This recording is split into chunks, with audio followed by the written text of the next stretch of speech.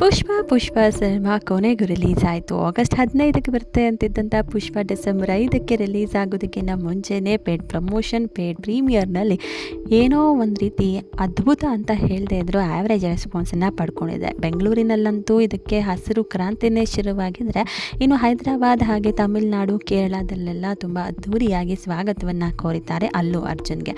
ಇನ್ನು ಬೆಂಗಳೂರಿನ ಕೆಲವೊಂದು ಥಿಯೇಟರ್ಗಳ ಮುಂದೆನೂ ಕೂಡ ಕಟೌಟ್ಗಳು ರಾರಾಜಿಸ್ತಿದ್ವು. ಈ ಒಂದು ಸಂದರ್ಭದಲ್ಲಿ ಗೌರ್ಮೆಂಟ್ ಅಂದರೆ ಜಿಲ್ಲಾಧಿಕಾರಿಗಳ ಕಾರ್ಯಾಲಯದಿಂದ ಕೆಲವೊಂದು, ಅದರಲ್ಲೂ ಪ್ರಮುಖವಾದ ಒಂದು 45 ಥಿಯೇಟರ್ಗಳಿಗೆ ಒಂದು ನೋಟಿಸ್ ಅಂದರೆ ಸರ್ಕ್ಯುಲರ್ನ ಜಾರಿಗೊಳಿಸಿದ್ದಾರೆ. ಯಾಕಪ್ಪ ಅಂತ ಹೇಳಿದರೆ, ಕನ್ನಡದ ಸಿನಿಮಾಗಳೇ ಬೆಳಗ್ಗೆ ಅಂದರೆ ಅವಧಿ ಪೂರ್ವದಲ್ಲಿ ಶುರುವಾಗೋದು ಕಡಿಮೆ. ಅಂಥದ್ರಲ್ಲಿ ಪುಷ್ಪ ಸಿನಿಮಾದ ಪುಷ್ಪ ವೇನಿಯಕ್ಕಾಗಿ ಈ 43 ಥಿಯೇಟರ್ಗಳಲ್ಲಿ ಬೆಳಗ್ಗಿನ ಶೋ 6:30ರಿಂದನೇ, ಅಂದರೆ ಕೆಲವೊಂದರಲ್ಲಿ 6 ಗಂಟೆಯಿಂದ ಅಥವಾ 5:15 ಶುರುವಾಗುವಂತಹ ರೀತಿಯಲ್ಲಿ ಬುಕ್ ಮೈ ಶೋನಲ್ಲಿ ಟಿಕೆಟನ್ನು ಬುಕ್ ಮಾಡಲಾಗ್ತಿತ್ತು. ಈ ಕಾರಣಕ್ಕಾಗಿ ಆ ಥಿಯೇಟರ್ಗಳ ಮಾಲೀಕರಿಗೆ ಒಂದು ನೋಟಿಸನ್ನು ನೀಡಲಾಗಿದೆ. ಅದೇನಪ್ಪ ಅಂತ ಹೇಳಿದ್ರೆ, 7 ಗಂಟೆ ನಂತರದಲ್ಲಿ ಪ್ರದರ್ಶನವನ್ನು ಮಾಡಬೇಕು. ಅದಕ್ಕಿಂತ ಮುಂಚೆ ಏನಾದರೂ ಪ್ರದರ್ಶನವನ್ನು ಮಾಡಿದ್ದೆ ಆದರೆ ಖಂಡಿತವಾಗಲೂ ನ್ಯಾಯಾಲಯದಿಂದ ನಾವು ಯಾವ ರೀತಿ ಕಾನೂನು ಕ್ರಮವನ್ನು ತೆಗೆದುಕೊಳ್ಬೇಕಾಗುತ್ತೆ ಅದನ್ನು ಮಾಡ್ತೀವಿ ಅಂತ. ಆ್ಯಂಡ್ ಮೋರೋವರ್, ಈ ರೀತಿಯಾಗಿ ಅಲ್ಲು ಅರ್ಜುನ್ ಸಿನಿಮಾಗೆ ಈ ಸಲ ಕರ್ನಾಟಕದಾದ್ಯಂತ ಬಾಯ್ಕಾಟ್ ಅಭಿಯಾನನೇ ಶುರುವಾಗಿದೆ. ಯಾಕೆ ಅಂತ ಹೇಳೋದಕ್ಕೆ ಮುಂಚೆ ಪುಷ್ಪ 2 ಅಭಿಮಾನಿಗೆ ಏನು ಹೇಳಿದ್ದಾರೆ ಅನ್ನೋದನ್ನು ಕೇಳ್ಕೊಂಡು ಬನ್ನಿ.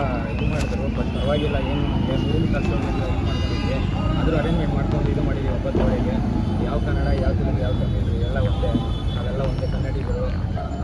ಚೆನ್ನಾಗಿರ್ಬೇಕು, ಅವರು ಚೆನ್ನಾಗಿರ್ತಾರೆ. ಇದು ಎಲ್ಲ ಹೀರೋಗಳಿಗೂ ಸಪೋರ್ಟ್ ಮಾಡ್ತೀವಿ. ಅದೇ ಥರ ನಮಗೂ ಸಪೋರ್ಟ್ ಮಾಡಿ. ಬೆಳೆಯವ್ರನ್ನ ಇನ್ನೂ ಬೆಳೆಸಿ ಒಳ್ಳೆ ಇವರು ಹೇಳ್ತಾರೆ ಎಲ್ಲರೂ ಒಂದೇ, ಎಲ್ಲ ಸಿನಿಮಾನೂ ಒಂದೇ ಅಂತ. ಆದರೆ ಅವರ ಮಾತು ಅಲ್ಲು ಅರ್ಜುನ್ ಅವರ ಕಿವಿಗೆ ದಾಟಬೇಕಲ್ಲ.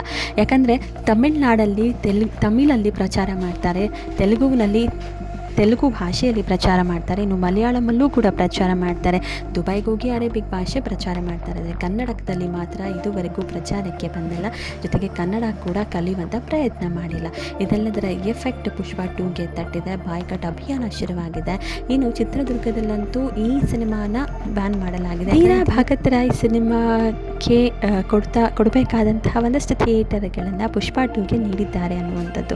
ಯಾಕಂದರೆ ಕನ್ನಡ ಸಿನಿಮಾಗಳಿಗೆ ಮೊದಲು ಪ್ರಾಶಸ್ತ್ಯ ನೀಡಿ ಅದಾದ ನಂತರ ಬೇರೆ ಭಾಷೆಯ ಸಿನಿಮಾಗಳು ಅಂತ ಎಲ್ಲರೂ ಕೂಡ ಹೇಳ್ತಿರುವಂಥದ್ದು. ಈ ಒಂದು ನಿಟ್ಟಿನಲ್ಲಿ ಥಿಯೇಟರ್ ಸಮಸ್ಯೆ ಎದುರಾಗಬಾರ್ದು, ಕೊಟ್ಟರೆ ಕನ್ನಡ ಮತ್ತು ಬೇರೆ ಭಾಷೆಯನ್ನು ತಾರತಮ್ಯ ಮಾಡಬಾರ್ದು ಅಂತ ಚಿತ್ರದುರ್ಗದಲ್ಲಿ ಈ ಒಂದು ರೀತಿಯ ನಿರ್ಣಯವನ್ನು ತೆಗೆದುಕೊಳ್ಳಲಾಗಿದೆ.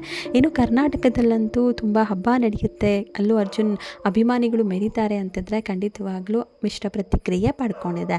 ಇನ್ನು ತೆಲುಗಿನಲ್ಲಿ, ಅದರಲ್ಲೂ ಮೆಗಾ ಫ್ಯಾಮಿಲಿಯ ಅಭಿಮಾನಿಗಳೆಲ್ಲರೂ ಕೂಡ ಅಲ್ಲು ಅರ್ಜುನ್ ವಿರುದ್ಧ ತಿರುಗಿ ಬಿತ್ತಿರೋದನ್ನು ನಾವು ಗಮನಿಸಬಹುದು. ಯಾಕಂತ ಹೇಳಿದ್ರೆ, YSR ಅವರ ಪ್ರತಿನಿಧಿ ಅಭ್ಯರ್ಥಿ ಇದ್ದಾರೆ, ಅವ್ರ ವಿರುದ್ಧವಾಗಿ ಅವರು ಪ್ರಚಾರವನ್ನು ಮಾಡಿದರು.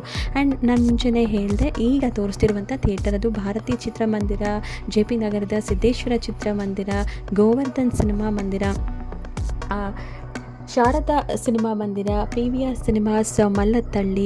ಸೊ ಈ ಎಲ್ಲ ಥಿಯೇಟರ್ಗಳು ಕೂಡ ಮುಂಜಾನೆ 6:30ಕ್ಕೆ ಜೊತೆಗೆ 5 ಗಂಟೆಯ ಶೋಸ್ಗಳನ್ನು ಆಯೋಜನೆ ಮಾಡಿದ್ವು. ಈ ಎಲ್ಲದಕ್ಕೂ ಕೂಡ ಈಗ ನೋಟಿಸನ್ನು ಕಳಿಸ್ಕೊಡಲಾಗಿದೆ. ಒಟ್ಟಾರೆ ರಶ್ಮಿಕಾ ಮಂದಣ್ಣ ಕನ್ನಡ ಬಂದರೂ ನನಗೆ ಬರಲ್ಲ ಅಂತಾರೆ. ಇನ್ನು ಕನ್ನಡದಲ್ಲಿ ಕನ್ನಡಿಗರು ಏನು ನಟಿಸಿದ್ದಾರೆ ಸಿನಿಮಾದಲ್ಲಿ, ಅವರಿಗೆ ಯಾವ ರೀತಿಯ ಪಾತ್ರ ಸಿಕ್ಕಿದೆ ಅನ್ನೋದು ಇನ್ನೂ ಕೂಡ ಗೊತ್ತಿಲ್ಲ. ಒಟ್ಟಾರೆ ಹೇಳೋದಾದರೆ ಪುಷ್ಪ ಬೆಂಗಳೂರಲ್ಲಿ, ಕರ್ನಾಟಕದಲ್ಲಿ ಗೆಲ್ತಾನ ಕಾದು ನೋಡಬೇಕು.